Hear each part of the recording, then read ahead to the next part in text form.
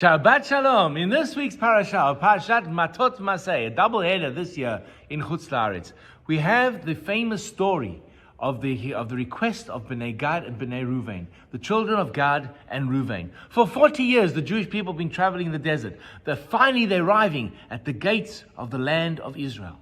And all of a sudden, two of the tribes, Gad and Reuben, make a request to meet with Moshe Rabbeinu.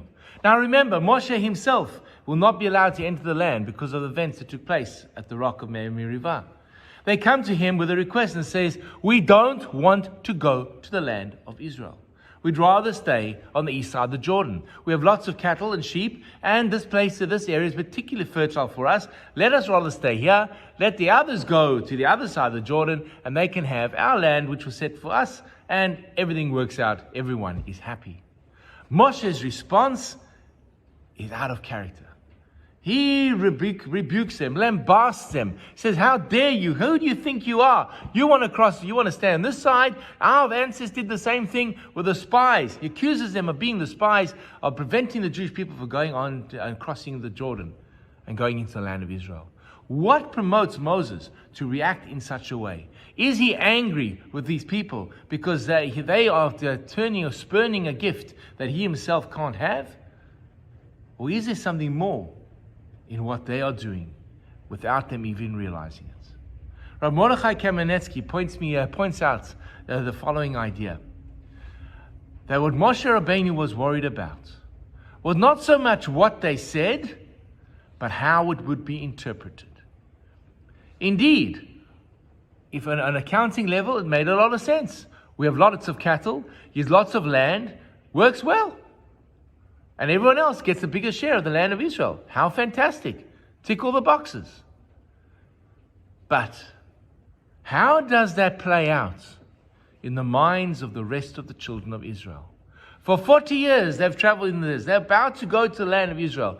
And here are two tribes who don't want to go, who say, we're not interested. We'd rather stay on this side of the Jordan River. We have our comforts. We don't want to go. How does that impact and play on the minds and the morale of the people who are going to cross over the Jordan?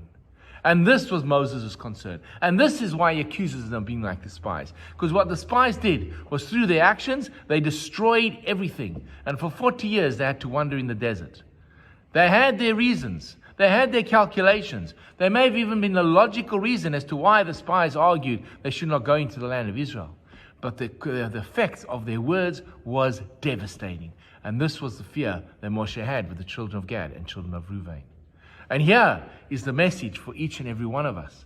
When we are making decisions, when we are doing things, we have to take into consideration not just how the calculation for ourselves, does this make sense on a moral level, on an ethical level, on a practical level, on a financial level. We also have to ask ourselves the question, how does this play out in the eyes of the people that mean the most to us? What do our friends, what do our children say about what we're about to do now? Is this something that we can live with? Are the consequences too great? And this is what Moshe Rabbeinu says to Bnei Gad and Bnei Reuben. You may be right on all your levels, but how does it look to the rest of the people that two tribes are backing out and not wishing to cross over, not wishing to be part of the nation, not wishing to make their contribution? What does it say about you, and what effect will it have on the morale of the people? And thus, Bnei Gad and Bnei Reuben says, we will go forth first. We will keep our land, but we'll go for you. We will fight, and we'll go in the front of the battle for our brothers, the house of Israel. And we will build shelters for our sheep and our cattle, and houses for our mothers, our wives, and children. And Moshe Rabbeinu says, no, wrong. You'll build houses for your children and your wives, and then you'll build the pens for the sheep. Even then, Bnei Gad and Bnei Reuben got their priorities wrong. It was all about the money and the cattle. Their wives and the children were less important to them. And in a tragic end to the story, At the end of the book of Joshua, the children of the fighters of Bnei Gad and Bnei Reuben return after 14 years, and they do not recognize their own children. They were so consumed in winning this battle for the children of Israel so they can go back and have their sheep and their cattle, they didn't recognize their children.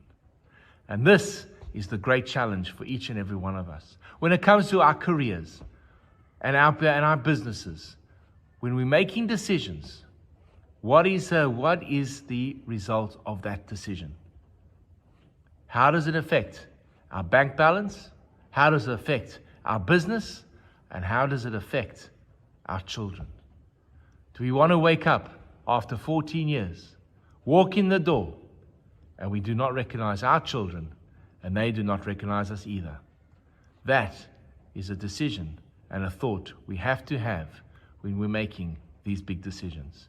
And that's Moshe Rabbeinu says to Bnei Gad, Bnei Reuven, you want to do this? Think about the consequences of your actions. Not just in terms of financial, but how do they affect the people that count the most, your family. Shabbat Shalom.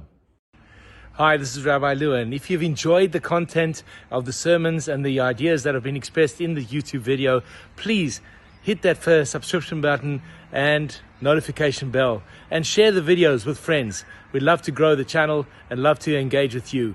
Please share your comments in the section below. I'd love to hear from you. Have an amazing day.